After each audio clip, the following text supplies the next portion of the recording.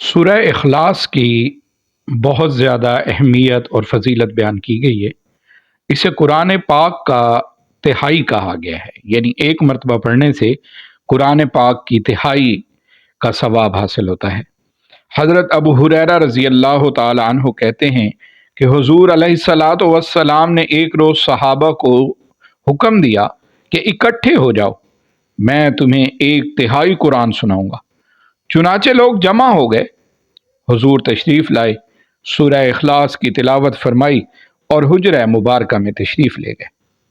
لوگ کہنے لگے حضور صلی اللہ علیہ وسلم نے تو فرمایا تھا کہ میں تمہیں ایک تہائی قرآن سناؤں گا، اور آپ صرف ایک سورت سنا کر تشریف لے گئے۔ تو حضور نے واپس آ کر فرمایا، میں نے تمہیں یہی کہا تھا کہ تمہیں ایک تہائی قرآن سناؤں گا، کان کھول کر سن لو، یہ سورت ایک تہائی قرآن کے برابر ہے۔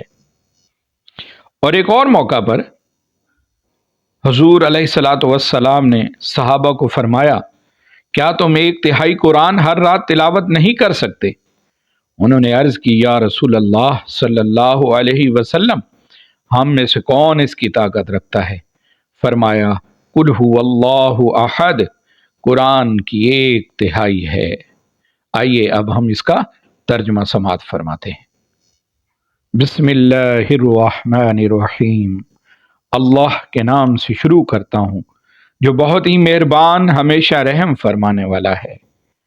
قل هو اللہ احد، اے حبیب فرما دیجئے وہ اللہ یکتا ہے، اللہ الصمد، اللہ صمد ہے، لم یلد ولم یولد، نہ اس نے کسی کو جنا اور نہ ہی وہ جنا گیا، ولم یکن لہ کفوا احد، اور نہ ہی اس کا کوئی ہمسر ہے۔